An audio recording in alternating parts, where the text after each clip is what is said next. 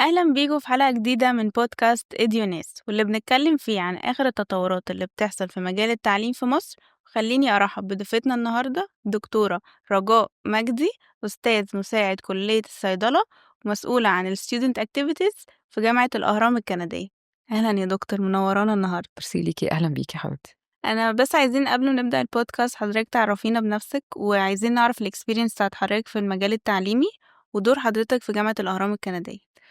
شكرا ليكي. في البدايه عايزه اقول ان انا مبسوطه ان انا معاكم قوي، احنا كمان ومبسوطه من فكره البودكاست. حاسه ان هي جدا الناس محتاجاها. ناس فعلا. كتيره بتبقى مش عارفه ايه التطور اللي بيحصل، ايه الكليات الجديده، الجامعات بتعمل ايه. بقى في فروق كبيره، وبقى في حاجات كتيره مختلفه ما كانتش موجوده زمان. مظبوط. جامعات اهليه، جامعات تكنولوجيه، جامعات خاصه. فالناس عايزه تعرف، فحلو ان يبقى في حد بيعمل ده، فده جميل. أنا بادرس في كلية صيدلة بقى لي 11 سنة، اوكي. خريجة الجامعة أصلًا. اصلا. خريجة اوكي. جامعة الأهرام الكندية، واشتغلت في الجامعة بقى لي 11 سنة، ماجستير ودكتوراه من جامعة عين شمس. اوكي. أنا مشرفة على الأنشطة الطلابية بقى لي حوالي 3 سنين، آآ على مستوى الجامعة، وعلى بعض الأنشطة الطلابية اللي موجودة جوّه كلية صيدلة بشكل specific. يعني أنا الfaculty advisor اللي مسؤول عنهم. اوكي. درست حاجات بقى شوية بعيدة عن مجال صيدلة في الجامعة الأمريكية. درست ريادة أعمال، درست في بعض الأماكن، يعني الحكومية، بعض الحاجات اللي ليها علاقة بالleadership، بعض الحاجات اللي ليها علاقة بريادة الأعمال بشكل deep. ده الbackground بتاعتي العلمية. اوكي. ابتديت إزاي؟ ابتديت عادي، أنا كنت من الأوائل على الدفعة. ما شاء الله. كنت الرابعة. فعملوا لنا الانترفيو اللي على أساسه بيقبلوا الناس إذا كان يعني هيكملوا كستاف جامعة أو لأ not qualified. لأن اوكي. دي أول حاجة، الجامعة مش بس بتعتمد على إن اللي شاطر هيبقى بيشتغل في الجامعة. اكيد في سكيلز تانية يس هما بيدوروا عليها. فهم بيعملوا للناس انترفيو، بيعملوا لهم اختبارات. زين بعد الاختبارات انت لو عديتها فبتبقى بتدرس في الجامعة. اوكي. فده دي كانت البداية. معيدة، خلّصت الماجستير بقيت مُدرِّس مساعد، زان بقى الدكتوراه فبقيت مُدرِّس في الجامعة. اوكي. المسؤوليات بتاعتي بقى جوّه الجامعة، أنا بادرِّس في كلية صيدلة chemistry. التخصُّص الdeep بقى green chemistry أو sustainable chemistry، اللي هي اوكي. الكيميا الغير ضارة بالبيئة. اه. حاجة آآ عميقة جدا. ده الحتّة اللي هي الأكاديمية أوي، أوي. لكن الأنشطة الطلابية، أنا بقى مشرفة على الأنشطة الطلابية في بعض الحاجات اللي على ال9 كليات بتوع الجامعة. اوكي، انا إحنا حاسة ان هما حاجتين مختلفتين تماما يعني. آآ صيدلة واكتيفيتيز يعني. بالعكس، يمكن باحس إن كلية صيدلة يعني الناس محتاجة تفصل ومحتاجة تتعلم حاجات تانية ايوه فعلا. من خلال الأنشطة الطلابية. وهُم اختاروني في الحتّة دي علشان أنا أصلًا يعني باعمل حاجات شوية مش كلّها صيدلة. يعني أنا لمّا درست إدارة أعمال بدأت أأسس شركة، فدي حتّة شوية بعيدة عن صيدلة. اوكي. آمم باشارك في بعض الحاجات الخاصة بالاستدامة لإنّي consultant في مجال التنمية المستدامة. فده اوكي. السبب إن هم يختاروا حد للposition ده يكون already مش صيدلة صِرف، لأ هو يبقى في في حاجة. في مجالات تانية هو involved فيها. وأنا طالبة كنت برضه موجودة في الstudent activity، اوكي. فعارفة أهميتها. فده يمكن السبب اللي مخلّيني يعني باركّز حباها أكتر كمان. وحاباها أكتر. طبعًا. طيب بما إن حضرتك مسؤول عن student activities، إيه نوعية الactivities اللي أنتم بتقدموها للطلاب في الجامعة؟ جميل جدًا. إحنا طبعًا في أنواع كتيرة من الstudents activity. في حاجات بتبقى جاية من الكليات نفسها، يعني هتلاقي كلية صيدلة بتقدّم students activity بشكل specific كده، صيدلة هي اللي عاملاه. هتلاقي كلية هندسة نفس الكلام، كلية إعلام نفس الكلام. وفي حاجات بتبقى على مستوى الجامعة كلّها. أوكي. إحنا بنهتم إن الطالب وهو عندنا في الجامعة يبقى مركّز أكتر على الدراسة، وat the same time يبقى بينمّي شخصيته وبينمّي مهاراته من خلال الstudent activity. أوكي. لإن إحنا بنشوف إن بعد ما الطالب يتخرّج من كُلّيته whatever هي إيه، هيبقى عددهم كبير. يعني بالضبط. هو بيعدّي 4 سنين في الجامعة أو 5 سنين حسب الكُلّية بتاعته. بيتخرّج بيبقى في أُلوفات. إيه اللي بيفرّق حد عن التاني؟ إنه يبقى عنده حاجات تانية، مهارات تانية اكتسبها خلال سنين الجامعة. أوكي، يعني حضرتك فبنبقى شايفة إن الstudent activity سبب من نجاح الطلاب بعد التخرُّج؟ طبعًا، أنا شايفة إن هي الجزء اللي بيميّزه إن هو اشترك في students activity بشكل معيّن، حضر تدريبات، حضر إيفنتات. بقى عنده مهارات تانية غير المهارات بتاعة الكلية، لأن هم بيتخرجوا عددهم كبير. أوكي، في جامعات كتيرة كويسة، في شهادات كتيرة قوية، أكيد، لكن في النهاية إيه اللي هيميز طالب يخلّيه يدخل interview يطلع منه ده اللي معلّم معايا، ده اللي اسمه هو ده صاحب الوظيفة، أوكي، إنه الشخص قادر اللي yes دخل المهارات اللي عنده، ده اللي الstudents activity بتعمله. في students activity بتبقى focus على الprojects أو فكرة الentrepreneurship. أوكي، فدي ما بيبقاش الموضوع متقدّم بس للطلبة بتوع business، لأ، طلبة صيدلة، طلبة هندسة، لإن كل الناس دي دلوقتي بقت بتتخرّج تعمل شركات. بقى في pillar الentrepreneurship أو ريادة الأعمال موجود في كل الكليات، أوكي. فده مش هيتعلّموه في الجامعة بشكل deep، لكن الstudents activity هتعلّمه له. طب والطلاب بيعرفوا يعملوا توازن ما بين وقتهم كدراسة especially في الكليات اللي هي صعبة شوية طبعًا. طب وصيدلة، يعني في كليات تانية بتبقى طبعًا أسهل شوية فتحس إن هو ليهم وقت إن هم يدخلوا student activity، فهل التوافق ده بيحصل والّا بيبقى صعب عليهم؟ مش كل الناس بتعرف تعمل ده. أوكي، بس يعني اللي بيقدر يضبط الدنيا أو يضبط الكفتين بيبقى كسبان كتير، beside إن أنا باحس إن إحنا كلنا عندنا وقت فاضي. يعني لو أنا دوّرت هالاقي نفسي مثلًا ممكن أكون باضيّع على الإنترنت أو باضيّع على الموبايل ساعة أو ساعتين من يومي، ده على الأقل. فهو يقدر يشارك بالحتّة دي، وإحنا أوكي، كمان وإحنا بنختار مواعيد الevents، مواعيد المشاركة، مواعيد الفعاليات اللي بنعملها في الstudents activity، بنبقى focused على المواعيد اللي الطلبة فاضية فيها. أوكي، فإحنا كمان في الجدول بتاعنا في الكلية أو في الجامعة عمومًا، بنحط جزء كده في يوم معيّن الجامعة كلّها تبقى فاضية فيه.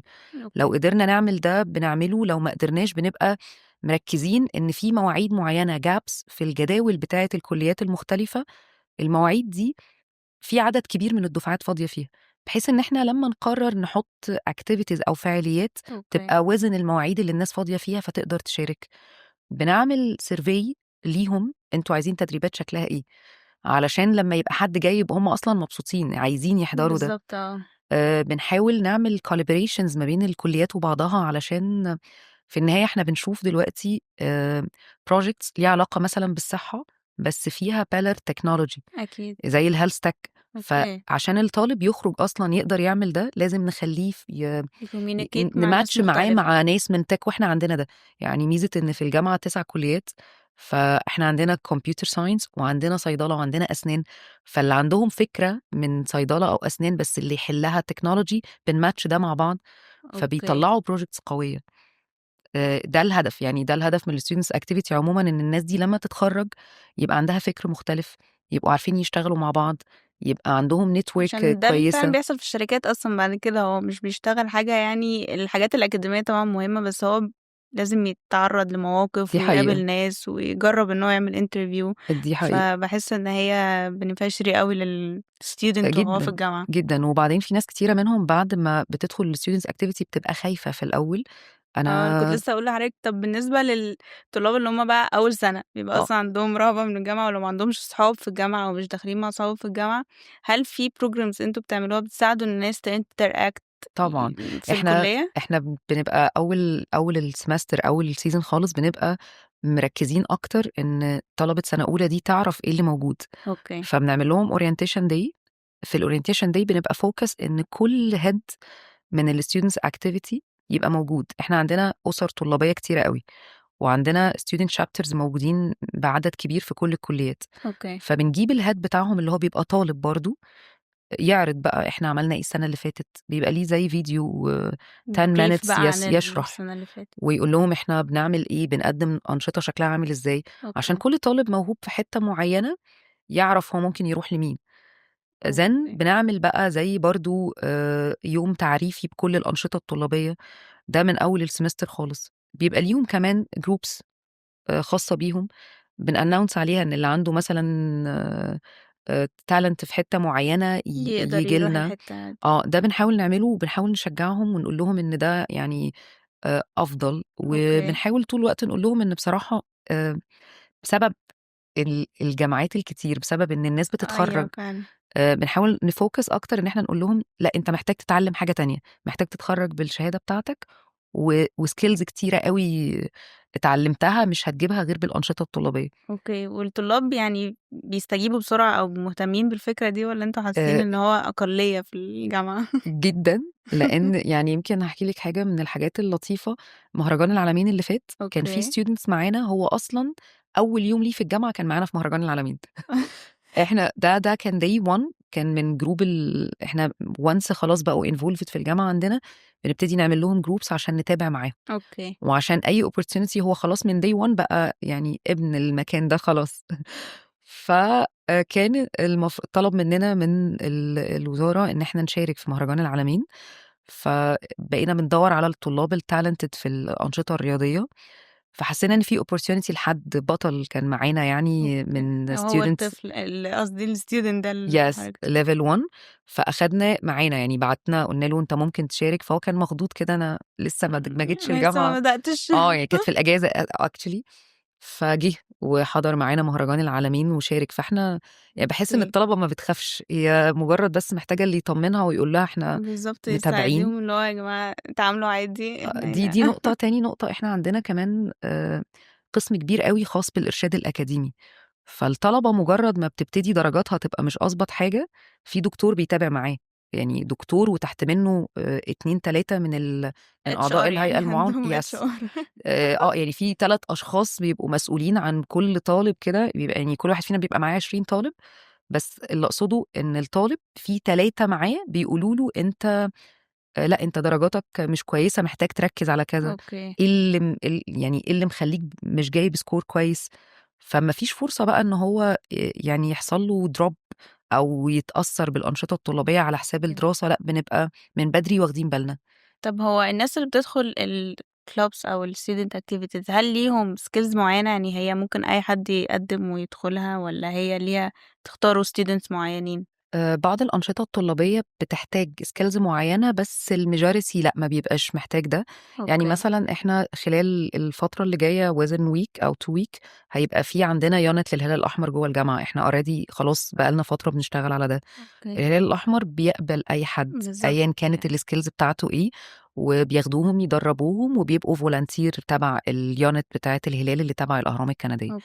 ولكن بقى بعض الأنشطة الطلابية بتبقى محتاجة skills معيّنة تبقى عند الطالب، زي الأنشطة اللي مرتبطة أكتر أبحاث، الأنشطة المرتبطة أكتر بإن الطالب يبقى بيتحرك بشكل أوكي.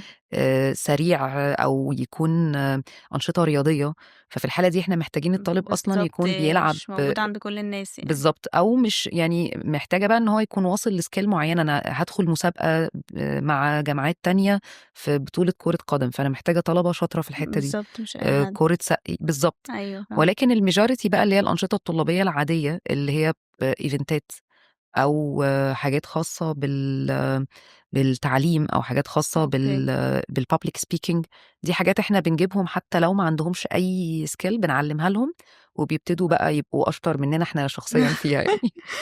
أوكي، طب هل الجامعة بتقدّم تدريب عملي بيساعد الطلاب يفيدهم بعد التخرُّج؟ ده حاجة كتير عملية جدًا. مش theoretical يعني؟ ده كتير جدًا، ويمكن recently بقى الاهتمام أكتر بالتدريبات العملية على الجزء النظري، بقى أوكي. كل مادة إحنا طبعًا صيدلة، كل مادة فيها جزء نظري وجزء أكيد practical، طبعًا. لكن بقى في سَنة كاملة بندرّب الناس فيها، بينزلوا مستشفيات، بينزلوا مصانع، يتدرّبوا بشكل فعلي جوّه المصنع وجوّه المستشفى على الحاجات دي. أوكي. بالنسبة للكليات التانية إحنا طول الوقت بنعمل تدريبات، وبنعمل تدريبات بالتعاون مع بعض، يعني آخر تدريب كان قائم في الجامعة، كانت كلية إعلام عاملة تدريب للغير إعلاميين، يعني هو متقدم mainly لطلبة كلية صيدلة وهندسة وعلاج طبيعي وأسنان، الكليات التانية كلها بتعلّمهم فيه إزاي يعملوا content بشكل كويس، أوكي. إزاي justify المعلومات اللي بتيجي لهم بشكل critical، يعني حاجات كلّها خاصة بإعلام، ولكن إحنا شُفنا إن بعض الكليات التانية ممكن يكونوا محتاجين ده، لإن في صيادلة دلوقتي بقوا بيعملوا content online، أيوه بالضبط. فحاولنا ندّيهم الtools اللي تخلّيهم قادرين يعملوا ده، بما إننا عندنا كلية إعلام وعندنا experience في الحتّة دي، فعرفنا نعمل الماتشنج faculties ده. بتsupport each other. يس احنا بنعمل ده طول الوقت، واوقات بنعمل بروجرامز من صيدله تبقى بتتقدم لطلبه الكليات التانية خاصه مثلا بالتغذيه، اوكي. على اساس ان بعض الناس ممكن يكونوا مرضى دايابيتك وهم طلبه، ده بيحصل، بيبقى عندهم السكر وهم لسه في الجامعه، هم- فبنقدم لهم زي awareness campaign نقول لهم فيها ياكلوا ايه يشربوا ايه. اوكي. ففي بعض الحاجات احنا دايما بنحاول نعمل القصه بصراحة دي حاجة لذيذة قوي جدا، يعني. وهما بيبقوا مستمتعين وبيشاركوا بشكل كبير. اوكي، طب ندخل على حاجة يعني نتكلم بقى في حاجة ان التكنولوجي، هل شايفة ان هي أثرت على الطلاب وطريقة استقبالهم للمعلومات، ولا حاسة ان هي مش فارقة؟ لا بصراحة أثّرت جدًا، جدًا، وحسّيت كمان إن الأجيال الجديدة، أنا في الجامعة بقى لي 11 سَنة، اوكي. فأنا باشوف الطلبة بقى كل سَنة شكلهم عامل إزاي، واللي بعدهم شكلهم عامل إزاي. ايوه طبعا. فأولًا الquality نفسها بتاعة الstudents اختلفت، هم أذكى. مش قصدي حاجة بجد ايوه. أنا من الدفعات القديمة يعني، ايوه، بس أنا قصدي إن بس هم في حاجات سهلت ان هم يبقوا عندهم فكر مختلف يعني. بالضبط، دي نقطة، بس في بقى عيب قاتل إن الناس ما بقاش عندها طولة بال تحضر محاضرات ساعتين. اوكي. فدي من الحاجات اللي إحنا بنحاول بقى نعملها، إن إحنا طول الوقت يبقى الموضوع في الشرح مش one way. يعني أنا باشرح chemistry، بس أنا مش هاشرح محاضرة للطالب ساعتين كاملين زي زمان.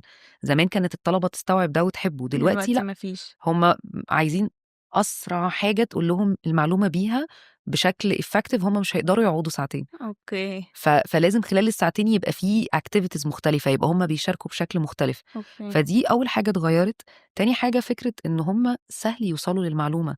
دلوقتي الAI ده الشات جي بي حاجة تي هسأله اي حاجة يقول لي. بالضبط، فإحنا بقينا مش بنقول لهم ما تستخدموش التكنولوجي، بالعكس إحنا أصلًا بندّي workshop AI اوكي، نعلّمهم يستخدموها إزاي حلو بشكل جدا. كويس. بس at the same time أنت مش هينفع تضحك عليّا كدكتور وتجيب لي content جايبه بالAI. أنا هاسألك، هاقول لك إزاي جِبت ده، إزاي عملت calibration ما بين ده يعني المعلومة اللي جِبتها هُم دي بقوا فاهمها. يستسهلوا شوية إن هُم خلاص أنا هاطلّعه من على الAI you can do وخلاص. it، وأنا شايفة إن ده very smart، واللي ما يستخدمش الAI دلوقتي يبقى بيخسر وقت كتير. أوكي. ولكن at the same time أنت you have to justify الinfo اللي طالعة لك ده، فإحنا بنعلّمهم ده. أوكي. استخدم الAI عشان دي tool موجودة، وأنت لو ما عرفتش تستخدمها بشكل كويس هتبقى فايتك كتير، إمم. ولكن استخدمه صح، ما تلغيش عقلك.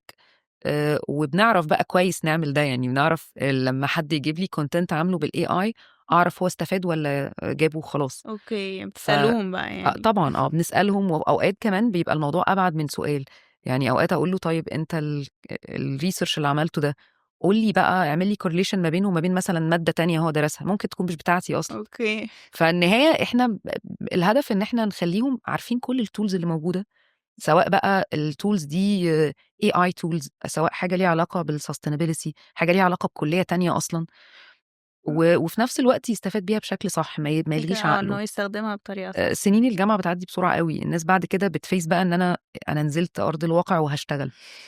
فلو أنت كنت هاتفاجئ بقى. بتضحك بالضبط، لو أنت كنت بتضحك على الدكتور بتقدّم له أي حاجة، في النهاية interview مش هتعرف تضحك على اللي قدّامك فيه. ده حقيقي. فده الpoints اللي بنحاول نوصّلها للناس طول الوقت. دلوقتي إحنا بنسمع عن حاجة اسمها التنمية المستدامة، فإحنا عايزين نعرف إيه معناها، وإزاي بيتم تطبيقها في التعليم والتدريب؟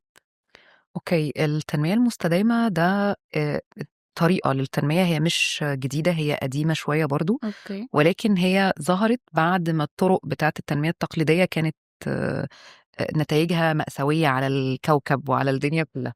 هي أوكي. التنمية العادية إحنا دايمًا بندوّر على إن إحنا يبقى عندنا progress money wise، يبقى عندنا مكسب مادي، ده التنمية التقليدية. التنمية المستدامة لأ، إحنا عايزين يبقى عندنا progress مادي، اللي هي الpillar بتاع الeconomy ده موجود، ولكن at the same time في عندنا 2 pillars تانيين، اللي هي البيئة الenvironment والناس الhuman عمومًا. أوكي. إزاي توازن بقى ما بين إن أنت تعمل project يكسب فلوس at the same time ما يبقاش مؤذي للenvironment، at the same time أنت حاطط الناس معاك في الحسبة، فأنت ما بتعملش أي حاجة مؤذية للcommunity نفسه. هي دي أوكي. التنمية المستدامة. تمام. إحنا بقى في الجامعة طبعًا بعض الresearch يعني اللي إحنا بنعملها خاصة بده. يعني أنا الdepartment بتاعي في صيدلة chemistry. أوكي. الresearch بتاعتي خلال ال11 سنة I have published 14 بحث دولي، كلّهم في مجال الgreen and sustainable chemistry. إزاي الchemistry تبقى مش مؤذية للبيئة ولا مؤذية للصحة، إزاي الpharmaceutical industry كلّها تبقى eco friendly. ده أوكي. جزء بنقوم بيه إحنا كstaff جامعة. الstudents بقى في students chapter oriented mainly إن هي تعمل ده. يعني في عندنا داخل كلية صيدلة بس students chapter للsustainable development. أوكي. هم بيعملوا awareness بأهمية الممارسات اللي بنعملها في حياتنا اليومية على البيئة. وفي بقى Enactus، احنا عندنا Enactus ACU دي أصلا الفيجن بتاعتها sustainable development أو تنمية مستدامة و at the same time entrepreneurship و أوكي. community. فهم دايما بيطلعوا حتى مشاريع خطيرة تخدم الكوميونتي وفي نفس الوقت تبقى مش مؤذية للبيئة. أوه. آخر مشروع كانوا شغالين عندنا في الجامعة عليه إن هم بيعملوا من البواقي بتاعة الزيت اللي بيترمي في البيوت، بيجمعوها بشكل ما وبياخدوه يطلعوا منه، يعملوا عليه ريسيرشز معينة ويطلعوا منه نوع من أنواع الفايبر بيستخدموه في إن هم يعملوا خشب لسقف البيوت. فعلا. حاجة خطيرة، فكرة خطيرة. زين بصراحة. بقى راحوا بلد من البلود، راحوا بلد في محافظة معينة وحلوا مشكلة لبعض البيوت اللي هناك اللي ما كانش عندهم سقف، عملوا لهم الخشب ده وسقفوا البيوت أوكي. بالخشب ده. فكانت دي دي الفكرة حاجة حلوة بتاعتها. أوي بصراحة يعني. كتير بقى ناس بتشتغل على ده، ان هي بتاخد الويست او المخلفات بأفكار خاصة بالريسيرش تطلع منها منتج، المنتج ده ممكن يخدم كوميونتي معين. أوكي. وده فكر إناكتس عموما في الكندية أو في أي حتة تانية. برضو في حاجات بيعملوها زي إنهم يقولوا للناس إزاي الحاجات البسيطة اللي بنعملها في يومنا ممكن تأثر على الانفايرمنت بشكل كبير، م. زي الأويرنس كامبين اللي بيعملوها مثلا عشان الناس ما تستخدمش البلاستيك، عشان الناس هي فعلا طلعت فجأة انه حتى المحلات بدأت انه لا، احنا بدل ما نجيب شنطة بلاستيك احنا هنجيب شنطة اللي هي آه، ورق جدا، يعني. لانها بتفرق، لان احنا كمان كنا مستضيفين كوب 27 في مؤتمر المناخ ال اوكي. 27 سنه 2022. يمكن من بعدها بدأ يظهر الاويرنس عندنا بشكل كامل في مصر ان احنا لا، احنا محتاجين نفوكس اكتر على ده، وبدأت الشباب تفهم اهميته. ولو هناخدها بقى من الناحيه اللي هي التوظيفيه، بدأت الشركات كمان عايزة حد فاهم sustainable development، بقت ده موجود في الخطة بتاعتها. احنا عايزين حد يحط لنا sustainability plan، فاحنا بنحاول نقول للطلبة اتعلم ده عشان البيئة وعلشان البلد، وعلشان كمان انت لما تتخرج دي سكيل هتفيدك. فيعني ايا كان المدخل اللي بندخل لهم بيه، احنا بنحاول نديهم التولز اللي تخليهم مميزين. طيب دكتور، حضرتك شايفة ايه الخطوات اللي الجامعات المفروض تعملها علشان تساعد الطلاب ان هم يبقوا جاهزين لسوق العمل؟ اوكي، انا شايفة يمكن اكتر حاجة ان هم يهتموا بالتدريب بشكل كبير، لان الطلبة لما بتتخرج من الكلية بيبقى خلاص ما فيش قدام منهم اوبشن غير ان احنا نشتغل. فاللي بيبقى متخرج مش عارف هو هيعمل ايه، او لسه قدامه المجالات عايز يجرب هيشوف نفسه فين، ده شوية بيضيع وقت عليه. بالظبط فعلا. كمان المجالات كل يوم بتزيد. يعني احنا انا اسفه ان الاكزامبل بتاعي هيبقى على صيدله، بس يمكن لان انا قاعده في المكان ده اكبر وقت ممكن. ريسنتلي بدأ يظهر ان احنا في بعض الشركات سبيشالي الانترناشونال هم عايزين صيادله فاهمين AI. فدلوقتي بقى في مجال اوكي. جديد ان الصيدلي بيشتغل صيدلي وهو اكسبيرت في الاي اي. بس يعني هو بس ده مهمته. يس فخليني اقول ان كل يوم مجال جديد بيطلع ايا كان الفيلد بتاع الدراسه. فان احنا ندربهم اول باول، يبقى عارف لما هيتخرج من الكليه عايز يروح فين. دي حاجه مهمه جدا جدا لازم نشتغل عليها في الجامعات كلها. تاني حاجة إن يبقى في collaboration أصلا مع الاندستري نفسها بتاعة المهن. يعني كل كلية تبقى عاملة collaboration مع المصانع والشركات الخاصة بيها مظبوط. علشان نساعده، نلاقي له opportunities في ده، لما يتخرج يبقى عارف هو هيروح فين. برضو إن إحنا نهتم بالبرسوناليتي بتاعة الطالب، الطالب. إنه يتخرج عنده سكيلز تأهله لسوق العمل، يبقى في زي برادج ما بين المتطلبات بتاعة الوظيفة وما بين الدراسة اللي هو بيدرسها جوه الكلية. اوكي. يمكن ده كمان ريسنتلي بدأ يبقى أفضل، لأن احنا بقينا بنتعاون مع اكسبيرتس في الاندستري يجوا يدرسوا جوه الجامعة، فده شوية بيحاول يقلل الجاب ما بين الدراسة وما بين الشغل بعد الجامعة. طيب دكتور، حضرتك ممكن تقول لنا ايه الدعم اللي ممكن الأساتذة في الجامعات يقدموه للطلاب عشان يساعدوهم في الحياة العملية؟ أنا بشوف إن ممكن أكبر دعم إن الأستاذ يقدمه للطالب إن هو يحط نفسه مكانه. اوكي. لان احنا زي ما بقول لك الكواليتي اوف ستودنت كل سنه بتختلف. يعني زمان كانت الطلبه عندها احتياجات معينة، دلوقتي بقت الطلبة مختلفة. فأنا محتاجة أحط نفسي مكانه الأول، أفهم إيه مشكلته، لأن حتى الطلبة بتوع الجيل ده بتوع نفس الكلية مختلفين في متطلباتهم. أكيد. في طلبة ممكن تكون شاطرة قوي قبل ما تخش الجامعة، بعد كده تصطدم إن لأ مش دي الكلية اللي أنا عايزاها. فأنا محتاجة أبقى مركزة مع كل كيس بتجيلي بشكل كويس، أحط نفسي مكانه. لما حد يطلب مني نصيحة أسمع جدا هو إيه مشكلته، علشان مفيش ستاندرد. يعني هو مفيش حاجة اسمها مفيش كتالوج. يعني مفيش أوكي، مثلا ان انا اقول فاهماكِ. له حط 1+1 هتلاقي نتيجة كويسة، لا ده مش دايما بيمشي. أكيد. فانا محتاجة اعرف الفاريشن اللي جاي لي يطلب مني نصيحة، محتاجة اسمعه. محتاجة فوكس جدا جدا جدا ان احنا student oriented. كل الجامعات ايا كانت جامعة حكومية، جامعة خاصة، جامعة أهلية، جامعة تكنولوجية، whatever، احنا ايه، احنا student oriented، احنا موجودين عشان الطالب.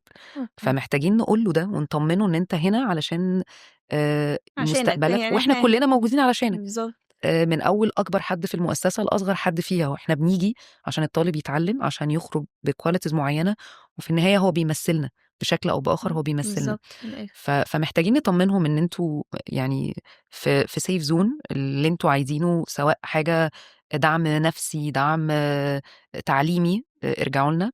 محتاجين نقول لهم طول الوقت ان انت لازم لما تتخرج يبقى عندك مهارات. لازم نقول لهم المعلومات الجديدة، الابديتس اللي موجودة في المجال. لازم احنا كمان، ده يعني مسؤولية علينا ان احنا لازم نبقى ابديتد، لازم نتعلم كل يوم، لازم نبقى عارفين المستجدات اللي بتظهر. لازم لما يطلع حاجة جديدة بنقول عليها مالتي ديسبلينري، موجودة في كل المجالات، نعرفها ونقولها لهم. ده يمكن باشوف المسؤولية بتاعة الدكتور في الجامعة اللي مسؤولية كبيرة بصراحة يعني. بس حقيقي تستحق. يعني أنا دايمًا باحس إن أنا أي حد بيحقق نجاح لو درست له يوم حتى، باحس إن لأ، ده يعني أنا اللي حققته بنفسي. أيوه ف طبعًا. فباحس إن يعني هي worth it، ومسؤولية فعلًا كبيرة، بس هم يستاهلوا، لإن بجد يعني أنا باحس إن لأ، ولادنا يستاهلوا بأمانة يعني. دكتور رجاء، بما إننا وصلنا لآخر الحلقة بتاعتنا النهارده، كنا محتاجين من حضرتك تقولي لنا نصيحة للطلاب اللي هم لسه بيبدأوا مسيرتهم الجامعية، إيه أهم حاجة محتاجين يركزوا فيها؟ أنا باشوف إن أكتر حاجة لازم يركّزوا عليها إن هم يبقوا عارفين إن فترة الجامعة فترة قليلة أوي وهتعدّي. تعدّي بسرعة أصلًا. جدًا، هتعدّي بسرعة جدًا. وهو مش هيتخرّج من المكان ده غير لو كان مركّز. أوكي. فأنت محتاج تركّز من أول يوم. فكتير ناس بتبقى بادية الجامعة هي شايفة إن لأ، أنا تعبت أوي في ثانوي فخلاص، يعني أنا هاريّح هارتاح شوية. شوية. ما فيش option لده.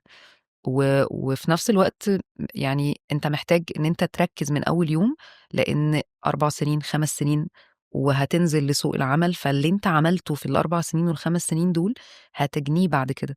بالضبط. فمحتاجة دايمًا يبقوا عارفين إن أنت لأ، لازم تركّز من day one في الجامعة.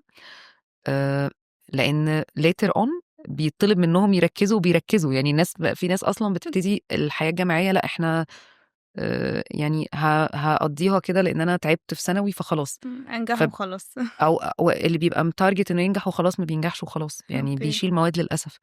فإحنا علشان عندنا زي ما قُلت لِك academic support system، إحنا بنيجي نتكلم معاهم، عندنا academic advisor بنقول للناس أنت تقديراتك دي ليه شكلها كده. أوكي. فبييجي يقول لنا طب أصل أنا ما كنتش عارف إن الامتحانات شكلها عامل كده، ما كنتش عارف إن الدنيا صعبة بالشكل ده. بعض الناس بتبقى مثلًا مش عارفة إن في حضور أصلًا، مش مركّزة. أوكي. فبنقول لهم ركّزوا. فبيبتدوا يركّزوا مثلًا بعد ما يكون عدّى سَنة، بعد ما يكون عدّى ترم. ده بيبقى وقتهم، وقت ضاع من عليهم. منهم ناس جدًا بتبقى شاطرة، شاطرة أوي، يعني بيتخرّجوا بتقدير امتياز، بس بيبقى خلاص already ضيّع فرصته إن هو مثلًا يكون واخد امتياز مثلًا اللي هي بنقول عليها A+ أو امتياز مع مرتبة الشرف total grade. أوكي. فمثلًا بيقول أنا كان نِفْسي أكمّل في الcareer التدريس، بس لإنّي أول semester ما ركّزتش، ما عرفتش أعمل ده. فدايمًا باحب أقول لهم لأ، ركّزوا من أول يوم. ما فيش أي حاجة صعبة، لإن كُلّنا يعني أنا باشوف إن الناس في الجامعات المختلفة أيًا كانت الbackground بتاعتهم، يعني سواء هو خرّيج ثانوي عام، سواء هو خرّيج IG، خرّيج American، جاي أصلًا من برّه مصر تعليم whatever، جاي من أي دولة. الناس دي كلّها في examples منهم نجحت وفي مجالات كتيرة أوي. في examples منهم دكاترة في الجامعة، فده معناه إن هم كانوا امتياز من day one لآخر سَنة. أوكي. فهُم بس محتاجين يركّز، ما عندناش حجج فكرة أنا تعليمي الأساسي قبل الجامعة كان شكله عامل إزاي، لأ، الناس بتنجح whatever إيه الbackground ده بتاعتها. حقيقي فعلًا. فبس يعني لو نصيحة بس ركّز. ركّز. أيوه. دكتور رجاء، أنا باشكر حضرتك جدًا على الحلقة بتاعة النهارده، وعلى كل المعلومات اللي حضرتك اديتها لنا، وعلى مدى أهمية الstudent activity، وأتمنى إن كل الطلاب اللي بيشوفوا الحلقة يكونوا استفادوا هم كمان.